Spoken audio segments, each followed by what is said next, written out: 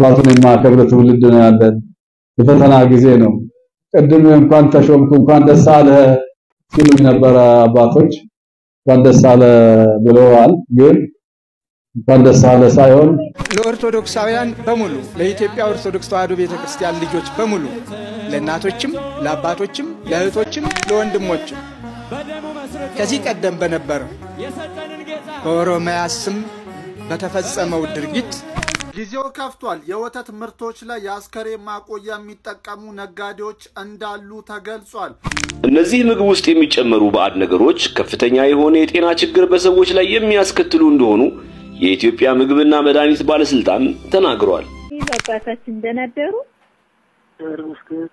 ተደባርቅ ነው መደውልልዎት ደህና ሰነበቱ የተወዳችሁ ቤተሰቦቻችን ኦርቶዶክሳውያን መረጃ በደንብ አድርጋችሁ ኮፒ ሊንክና ሼር ያደረጋችሁ ደግሞ አጋልጡልን ሰላም ጤና ይስጥልኝ ውድና የተከበራችሁ የንቁሃን ሚዲያ ቤተሰቦች እንደምን አላችሁ እንደምስቆያችሁ እኔ አለሁ እግዚአብሔር ይመስገን በያላችሁበት ሰላም ክርስቶስ ይብዛላችሁ እጅግ አሳዛኝ ጥብቅ መረጃ እየተሰማ ነው ያለው ውድ ኦርቶዶክሳውያን ውድ ኢትዮጵያውያን ውድ የንቁሃን ሚዲያ ቤተሰቦች የሬሳ ማድረቂያ ወተት ላይ እየተጨመረ እንዳለ በስፋት እየተነገረ ነው ያለው እንድትጠነቀቁ በዚሁ አጋጣሚ መልእክት ማስተላለፍ እወዳለሁ ማለት ነው እንግዲህ በተጨማሪ ብዙ አቡነ ሳውሮስ አክብሩኝ በማለት ዝምታውን ሰብሯል እንኳን ተሾምካት በሉኝ እግዚአብሔር አጽናበሩኝ ሲሉ የተስተዋለበት ቪዲዮ አለ የማስደምጣችሁ ይሆናል በሌላ በኩል ብዙ አቡነ አንድሪያስ ላይ የተከፈተ ዘመቻ አለ ከመናፍቃን በኩል እሱኑ የማስደምጣችሁ ይሆናል በሌላኛው መረጃችን ደግሞ ብዙ አባታችን ብዙ አቡነ አብርሃም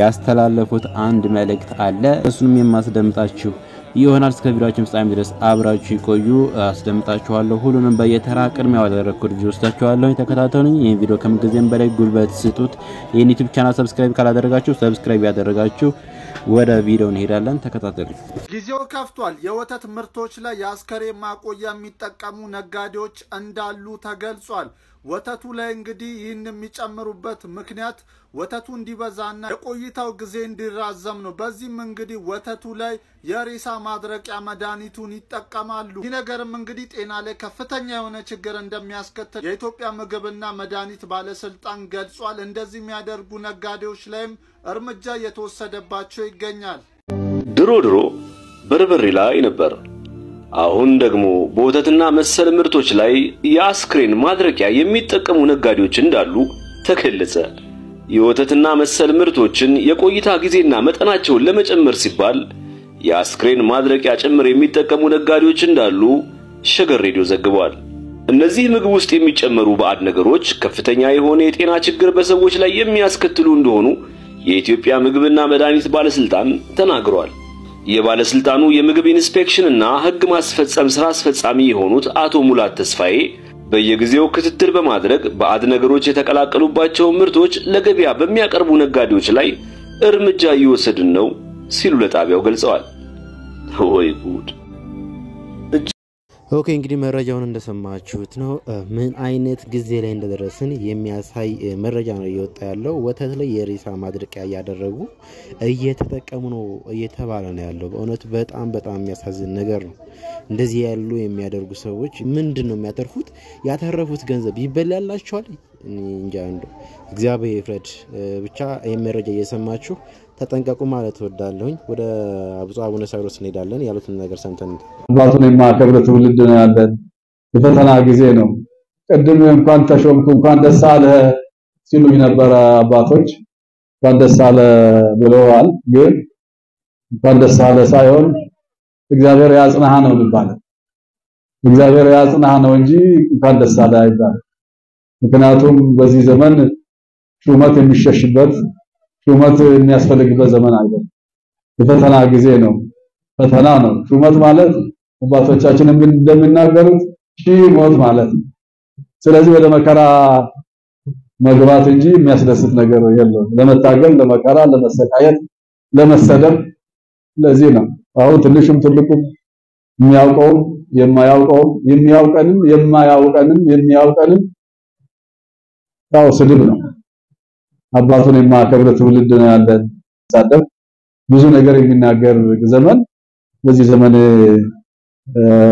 ሹመት የሚመኝ ሹመት የሚያስፈልግ ነገር አይደለም ግን ያው በመንፈስ ቅዱስ የሚመራው ቅዱስ ሲኖዶስ ይሰራል መስራት አለብህ ብሎ ስለዚህ እስከምችል ድረስ መቼም መታገል ነውና ለመታገል ለመሰቃየት ለመፈተን ተዘጋጅቻለሁ ማለት ነው።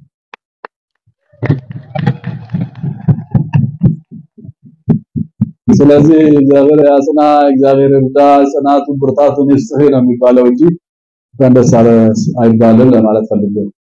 ስለዚህ እግዚአብሔር እንግዲህ የሚያሰራ እሱ ነው የሚጠራ እሱ ነው የሱ ስራ ነው የሱ ፈቃድ ስለሆነ እግዚአብሔር እንዳደረገን እግዚአብሔር እንደፈቀደልን እንሆናለን ማለት ነው። እግዚአብሔር እሱ ፈቃዱ ስለሆነ ማለት ነው። እሱ ባይፈቅድ ነው የሚሆን ነገር የለምና ሁሉን የሚያስችል እግዚአብሔር ነውና እሱ እንግዲህ አስጀምሮ እናንተም ጀምራችሁ እንደፈጸማችሁ እኔም ደግሞ ጀምሬ በሰላም እንዲፈጽም የሱ ቅዱስ ፈቃዱ ይሁንልኝ። እግዚአብሔር አክብርልን እግዚአብሔር ይስጥልን። እግዚአብሔር ምሕረቱን ቸርነቱን ይላክልን። እግዚአብሔር ሁላችሁን ይባርካችሁ ቀድሳችሁ ከክፉ ነገር ሁሉ ይሰውራችሁ። ቤተክርስቲያናችንን ከፈተና ይጠብቅልን። ያዝናል። የቤተክርስቲያን የፈተና አንድ አካል ሆነው ቤተክርስቲያን ከፈተና ጠብቅልን ሲሉ እንደው አንዳንዴ በጣም ያሳዝናል። ከዛ በተጨማሪ እናውቀዋለን ቅዱስ ሲኖዶስ በመንፈስ ቅዱስ እንደማይመራ ራስን ታውቀዋለህ። አንተ ራስህ ታውቀዋለህ። ምርጫ መመረጥህን አስቀድመህ ስታወጅ ነበርከው አንተ። ሲኖዶስን ገና መክፈቻው ጉባኤ ላይ ህንጻ ያስመረከው አንተ። ስለዚህ በመንፈስ ቅዱስ ብለህ ሰውን አትሻውድበት፣ ሰውን አታስጨብጭብበት። እናውቀዋለን። አሰራርህን አካሄድህን እናውቀዋለን። የመንግስት ምጅም እንዳለበት ጨምሮ ማለት ነው። ስለዚህ ፕሊዝ እባካችሁ አታጃጅሉ ሰውን ነው የምላችሁ። ለኦርቶዶክሳውያን በሙሉ ለኢትዮጵያ ኦርቶዶክስ ተዋሕዶ ቤተክርስቲያን ልጆች በሙሉ ለእናቶችም ለአባቶችም ለእህቶችም ለወንድሞችም ከዚህ ቀደም በነበረው በኦሮሚያ ስም በተፈጸመው ድርጊት ሁላችሁም ያደረጋችሁትን ነገር ዛሬ ደግሜ መናገር አልፈልግም። ለቅድስት ቤተክርስቲያን ራሳችሁን ሰጥታችኋል። ጸዋቶ መከራ ተቀበላችኋል። ከልም ለብሳችኋል። ሐዘናችሁንም ብሶታችሁንም ለእግዚአብሔር ነግራችኋል። እንባችሁንም ረጭታችኋል። እንባችሁም ፍሬያማ ሆኖ ውጤታማም ሆኖ ቢያንስ አንዲት ቅድስት ቤተክርስቲያን የሚለው ሉዓላዊነቷ ተጠብቆ ሄደናል። ምናልባት ሊቃውንቱም ምእመናንም የምትጠይቋቸው ጥያቄዎች እንዳሉ ይታወቃል። ያንን ባለፈው የበዓለ ሲመቱ ዕለት ምክንያቴን ዘርዝሬ አቅርቤያለሁ። አሁን መድገም አያስፈልገኝም። የቅድስት ቤተክርስቲያንን አንድነት የሚጠብቅ ነገር ሁልጊዜም ተግባራዊ እናደርገዋለን እና ስለዚህ ሁላችሁም በየንስሐ አባቶቻችሁ ሆነም በሌሎቹ ዘንድ በምታገኙት አጋጣሚ ሁሉ ለቅድስት ቤተክርስቲያን አንድነት ተግታችሁ እንድትጸልዩ፣ ወደ እግዚአብሔር እንድትጮሁ፣ እንድታለቅሱ፣ ለእግዚአብሔር እንድትነግሩ፣ እንድትመክሩ፣ እንድትዘክሩ የቅድስት ቤተክርስቲያናችሁን አንድነት በእኛ ዘመን ተለያየች፣ ተከፋፈለች የሚለውን ላለመስማት እንሰራ የሚገባንን ልትሰሩ የሚገባችሁን እንድትሰሩ በኢትዮጵያ ኦርቶዶክስ ተዋሕዶ ቤተክርስቲያን ስም መልእክቴን አስተላልፋለሁ። አባታችን ብዙ አቡነ አብርሃም ይህን መልእክት አስተላልፈዋል። ብዙ አባታችን ቃሎት ያሰማልን በረከታችሁ ይደርብን ማለት እወዳለሁ። ከዚህ መቀጠል የምንሄደው ዮናታን አክሊሉ በእመቤታችን በቅድስት ድንግል ማርያም ስዕል አድኖ ላይ ልክ እንደ ሕፃን ልጅ ይህ ፎቶዋ ትንሽ ነው ትልቅ ነው እያለ የሆነ ነገር እያወራ ነው። እስኪ ሰምተነው እንመለስ። ፎቶ ላይ ማርያም በጣም ትልቅ ናት። በተቃራኒ ፎቶ ላይ ኢየሱስ በጣም ትንሽ ነው። ወዳጄ ለካ አይነ ልቦና ብቻ አይደለም ስጋዊ አይኖችም ታውረዋል። እግዚአብሔር ምህረቱን ይላክልህ። ይህ ስዕል አድህኖ አንተ እንዳልከው ማርያም በመጽሐፍ ቅዱስ ትንሽ ናት፣ ኢየሱስ በመጽሐፍ ቅዱስ ትልቅ ነው የሚለውን እንድምታ ሳይሆን የሚገልጠው አምላክ ሰው መሆኑን አምላክ ደግሞ ሰው የሆነው ከድንግል ማርያም በነሳው ስጋ መሆኑን ድንግል ፈጣሪዋን መውለዷና አምላክ ጌታ እግዚአብሔር ወልድ ኢየሱስ ክርስቶስ 9 ወር ከ5 ቀን በአጭር ቁመት በጠባብ ደረት ተወስኖ ከድንግል ማርያም መወለዱን የሚገልጥ እንጂ የድንግል ማርያምን ታናሽነትና የክርስቶስን ታላቅነት ወይም አንተ እንዳልከው ደግሞ የኢየሱስ ክርስቶስን ታናሽነትና ታላቅነት የሚገልጥ አይደል። ደግሞ ፎቶ አይባልም። የለም መጽሐፍ ቅዱስ ላይ ፎቶ የሚል የለም። ስዕል ነው ቢሆንም ስዕል። እኛ ግን ስዕል አድህኖ እንለዋለን። ምናልባት አርቀህ እንዳታስብ የከለከለ ጎፈሬ ከሆነ ብትቆረጠው እመክራለሁ namni kun akkuma dhageessan nuun jechaa jira fakkii irratti qulqulleettiin dubroo maaramii baay'ee guddoodha Yesuus immoo baay'ee xiqqoodha akkasuma immoo kitaaba qulqulluutti Yesuus Kiristoos baay'ee guddaadha qulqulleettii maaramiin immoo baay'ee xiqqoodha jedhee kitaaba qulqulluu wajjin wal madaalsisuudhaaf yaaleera egaan maalinni nuti fakkiin qulqulleettii dubree maaramii kun guddina dubree maaramii fi xiqqeenya gooftaa keenya Yesuus Kiristoos yookiin immoo xinnummaa Yesuus Kiristoos fi guddina dubroo maaramii kan agarsiisu otoo hin ta'in waaqni ijaan hin mul'anne waaqni harkaan hin qaqqabatamne gooftaan keenya fayyisaan keenya Yesuus Kiristoos ji'a 9 fi guyyaa 5 garaa dubroo maariyaamii keessa bulee foon sheerraa foon lubbuu sheerraa lubbuu fudhatee gonka waaqa gonka nama ta'ee mul'achuusaa dhalachuusaa dubroo maariyaamiin immoo waaqa dawuu ishee uumaa ishee dawuu ishee kan agarsiisu malee dubree maariyaamiin guddoodha Yesuus xiqqoodha jennee agarsiisuudhaaf barbaannee miti ቀጥል እስቲ ወደ ሐሳብ የኢየሱስ ክብር የተጀመረበት ቦታ አይታወቅም ኢየሱስ ክብርን ከፍጥረታት አይሻም በባህሪው የከበረ አምላክ ስለሆነ የማርያም ክብር የጀመረው ሉቃስ ምዕራፍ 1 ላይ ነው የድንግል ማርያም ክብር ግን የጀመረው አንተ እንዳልከው በሉቃስ ወንጌል ምዕራፍ 1 አይደለም ዓለም ሳይፈጠር አስቀድሞ በእግዚአብሔር ህሊና በእግዚአብሔር ልቦና ታስባ የኖረች ስለሆነች ቅድስት ድንግል ማርያም በእግዚአብሔር ህሊና ውስጥ ታስባ ያለች ስለሆነች ድንግል ማርያም የከበረች ናት የድንግል ማርያም ክብር የጀመረው የሉቃስ ወንጌል ላይ ሳይሆን የድንግል ማርያም ክብር የጀመረው በስላሴ ሐሳብ ውስጥ ነው ዛሬ ጀምሮ ብላ ስትናገር ከዛ በፊት በብዙ ውርደት ውስጥ እንደነበረች ሉቃስ ምዕራፍ 1 ቁጥር 48 ይናገራል የሉቃስ ወንጌል ሳይጻፍ አስቀድሞ ሐዲስ ኪዳን ሳይገለጥ ልብ አምላክ ቅዱስ ዳዊት አባቷ ዳዊት እመቤታችንን ምን ብሏታል ስንል መዝሙር 87 ቁጥር 2 ላይ የእግዚአብሔር ከተማ ሆይ ባንቺ የተከበረ ነገር ይባላል ብሏታል የእግዚአብሔር ምን የእግዚአብሔር ከተማ ለምን እግዚአብሔር ወልድ ኢየሱስ ክርስቶስ ማህፀኗን ዓለም አድርጎ 9 ወር ከ5 ቀን በእርሷ ኖሯልና ስለዚህ እመቤታችን የእግዚአብሔር ከተማ ናት ባንቺ የተከበረ ነገር ይባላል ብሏታል ስለዚህ የሉቃስ ወንጌል ከመጻፉ በፊት አስቀድሞ የእግዚአብሔር ከተማ ተብላ እመቤታችን ለሷ ትንቢት ተነግሮላት ስለነበር ነው የኢየሱስ ውርደት ደግሞ የጀመረው እዛው ቁጥር 48 ላይ ነው ይሁን ወዳጄ ድንግል ማርያም ከዛሬ ጀምሮ ያለችው ትህትናዋን ለማሳየትና ለመግለጥ እንጂ አንተ እንዳልከው ከሉቃስ ወንጌል ምዕራፍ 1 በፊት ድንግል ማርያም በብዙ ውርደት ውስጥ ነበረች እንዳልከው አይደለም እኛ ቅድስት ድንግል ማርያምን ንጽሐ ጸባይዋ ያላደፈባት መርገመ ጌባል ያልወደቀባት ኃጢአት አዳም ያልተላለፈባት የበለስ ደም ያልነካት ንጽሕት ዘር በአዳም ወገብ ውስጥ የምታበራ ነጭ ዕንቁ ናት ብለን ድንግል ማርያምን እናመሰግናታለን እስቲ ይሄ ወገናችን በሉቃስ ወንጌል ምዕራፍ 1 ቁጥር 48 ላይ እዚያው ቁጥር 48 ላይ ኢየሱስ ተዋረደ የሚል አለ ለስቲ አብረንና እናንብብ ኢየሱስ ተዋረደ የሚል አነበባችሁ ወገኖች እስቲ እንዴት አድርገው ወንጌሉን በመርዝ ለውሰው ትውልዱን እንደሚያስቱት እንድትረዱ ፈልጊያለሁ እዩ ቁጥር 48 ላይ ምንድነው የሚለው የባሪያይቱን ውርደት ተመልክቷልና ነው ከዛሬ ጀምሮ ትውልድ ሁሉ ብጽይት ይሉኛል ነው የሚለው እንጂ ኢየሱስ ተዋረደ በዚህ ምዕራፍ ላይ የኢየሱስ ውርደት ከዚህ ነው ጀምሮ የሚል አለ አንብባችኋል ይሁን እናንተ ከላለው አንብቡ የኢየሱስ ውርደት ደግሞ የጀመረው እዛው ቁጥር 48 ላይ አያችሁ እንደዚህ ነው የሌለ ያልተጻፈ በማንበብ ትውልዱን በዚህ መልኩ ነው የሚገርሉት እግዚአብሔር ላንተም ለሰሚዎችህም ልቦና ይስጣችሁ ሁላችሁም ኦርቶዶክሳውያን የድንግል ማርያም ወዳጆች ኮሜንት ላይ የገባችሁ ማርያም ማርያም ማርያም ማርያም ማርያም እያላችሁ እስቲ የወለላይቱን ስም በኮሜንት ላይ አስቀምጡልኝ ይሄን ቪዲዮ ደግሞ ሼር ኮፒ ሊንክ ዱት ሪፖስት እያደረጋችሁ ለዚያ ሰው አድርሱልኝ ለወንድማችን ቃልዮት ያሰማልን የማያዳግም መልስ ነው የሰጠው አሁን የምናየው ደግሞ ወንድማችን ዘማሪ እዝራ ኃይለ ሚካኤል ስለ ዳቆን ፈለገ አትናቴዎስ ምስክርነት እየሰጠ ነው ምስክርነቱ ደግሞ እጅግ የሚደንቅ ነገር ነው እኔ ኦርቶዶክስ የሆንኩት እኔ ወደ ኦርቶዶክስ እንድመለስ ያደረገኝ ያስተማረኝ ወንድማችን ፈለገ አትናቴዎስ ነው ዛሬ ለመሰክር የቻልኩበት ምክንያት እስከዛሬ ዝም ያልኩበት ምክንያት ይያለ ወንድማችን እዝራ ኃይለ ሚካኤል የተናገረው ሐሳብ አለ እጅግ የሚገርም ነገር የሚደንቅ ነገር ነው ሰምተናው እንመለስ እስኪ ልደትዬ አንድ ነገር መሰክር ፈልጌ ነበር ዛሬና አቦንሽ እንድትሰማው ብዬ ነው አሁን መናገረው በሰዓቴ መናገር ይችላል ነበር ግን አቦንሽም እንድትሰማው ብዬ ነውና የሚገርመው የዩኒቲ ዩኒቨርሲቲ ሁለተኛ አመት ተማሪ ሆኜ ገርጂ ታክሲ ተራ ነበር የምኖረውና የሚገርመው ሚካስ በርገር የሚባል አለ ገርጂ ጋር እና ልክ ወደ ቤቴ ልገባ ስል ሁሌ በሩ ጋር ፈለገን አየዋለሁ እና ቀጥ ብሎ መጥቶ ታስታውሳለህ? ፈለገ አስታውሳለሁ።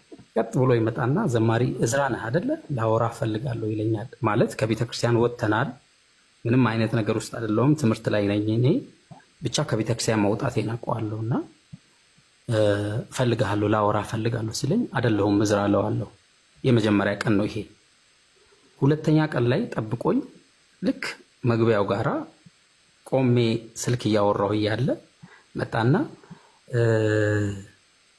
አይኖ ይገባኛል ብዙ ተጽዕኖ እንደነበረብህ በጣም ብዙ ነገሮች እንደነበሩብህ፣ ግን የቤተክርስቲያን ትምህርት ብንነጋገር እንደዚህ ብንሆን ያልተረዳው ነገር ካለ ወይም ደግሞ ጥያቄ የሆነብህ ነገር ካለ ወይም ደግሞ እንደው በቃ በጣም በዚህ ጉዳይ ማውራት ፈልጋለሁ የምትለው ነገር ካለ ካላወራን ይለኛልና ጥየው ማለት አይደለም በቃ ብቻ ኢግኖር አድርጌው ገባው። ሁለተኛ ቀን ሶስተኛ ቀን ላይ በጣም በተደጋጋሚ በጣም ነው የሚወድህ ምዕመኑ፣ ቤተክርስቲያን በጣም ነው የምትወድህ፣ በአንዳንድ ነገሮች ምክንያት ከቤተክርስቲያን መራቅ የለብህም ብሎኝ ለረጅም ሰዓት አስታውሳለሁ። በርጋ ቆመን አወራን ከሱ ጋርና ምን ያህል ለቤተክርስቲያን ትጋት ቢኖረው ነው ይሄ ልጅ አንደኛ ነገር አይደለሁም እያልኩ ኢግኖር እያረኩት ነው።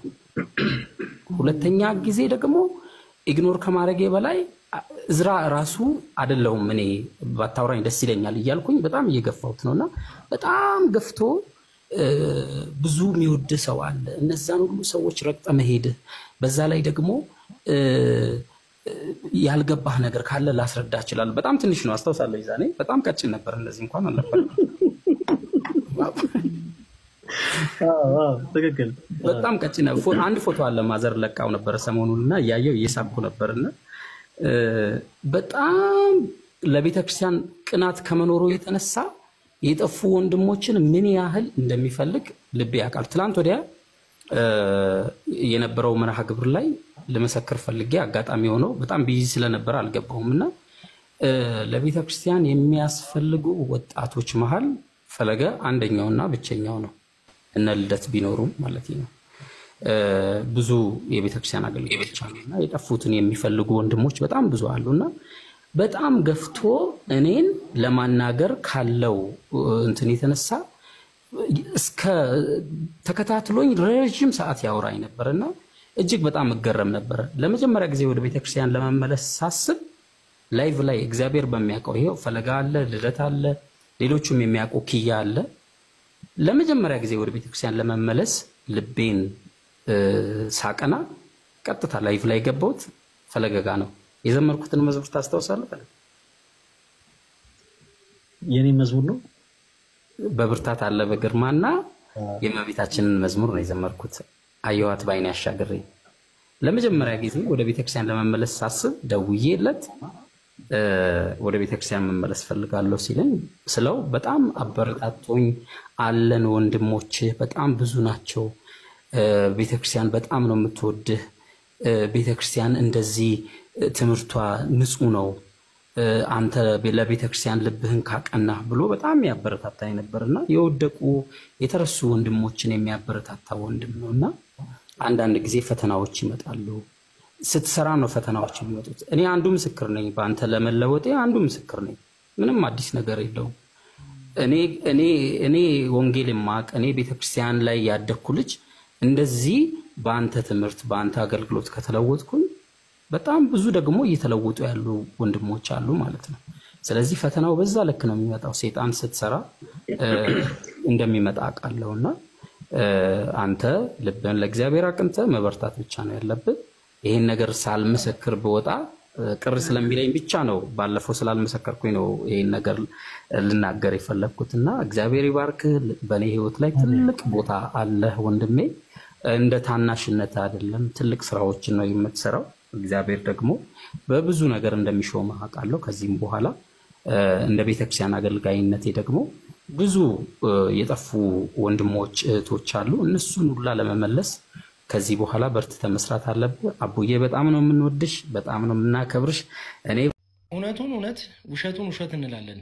ቪዲዮ ጨርሶ አይቶ ሼር ማድረግ ደግሞ ኦርቶዶክሳዊ ግዴታችሁ ነው። ስሙት። በእውቀቱ ስዩም ስለ አገልጋይ ዮናታን አክሊሉ በፌስቡክ ፔጁ ላይ እንዲህ ሲል ከትቧል። ጉንዳን የቺስታ ወይም የድሃ ምሳሌ ሆኖ አያውቅም ይላል። እውነት ለመናገር አገልጋይ ዮናታን አክሊሉ የተናገረው ቃል ድሃ ጥቁር ጉንዳን ነው ሲል ተለዋጭ ዘይቤ ነው። ብዙ ዝባዝንኪ አውርቷል፣ ግን መጨረሻ ላይ ያለውን ላሰማችሁ። አሁን ዮኒን የምመክር ምንድነው ስለ አቡነ ተክለ ሃይማኖት ተቅማጥ ነገራቸውና ርዕስ እንዲቀይሩ ብታደርግ መልካም ነው። እንግዲህ ይህ ሰው ምንም ነገር ቢያወራ መጨረሻ ላይ ስለ ቤተክርስቲያን ስለ ኦርቶዶክስ ያለውን ጥላቻ ሳያወራ በጭራሽ ቪዲዮውን አይጨርስም። በአጠቃላይ ለዮናታን ለማሽቃበጥ ብሎ እንግዲህ መጨረሻ ላይ ያለውን ሰምታችኋል። ዮናታን ራሱ እኮ ጥቁር ጉንዳን ብዬ ያልኩት ራሴን ነው። ስለዚህ የድህን የችስታነት ምልክት ነው ያልከው እንደዛ ነው የገለጸው። ራሴ በሰዓቱ እንደዛ አይነት ሰው ስለነበርኩኝ እንደዛ ብያለሁ፣ ራሴን ነው ያልኩት። ሰውየው የተናገረው ሰውዬ ያላስተባበለውን አንተ አውዳዊ ፍቺ ምናምን ብለህ ግን መጽሐፍ ቅዱስ እንደዚህ አይደለም ፍቺ ያስፈልገዋል በቀጥታ አይወሰድም ተብሎ ሲነገር ግን አያስፈልግም ትላለህ። ዮናታን ለተናገረው ነገር ግን በሌላ መንገድ ትርጉም ሰጥተህ እዚህ ጋር መተህ ስትናገር ትንሽ እፍረት እንኳን የለህም። ካጠፋውም ይቅርታ ላለው ነገር ለማስተባበል አንተ የአባታችን የአቡነ ተክለ ሃይማኖትን ስም አንስተህ ለማጠልሸት መሞከር።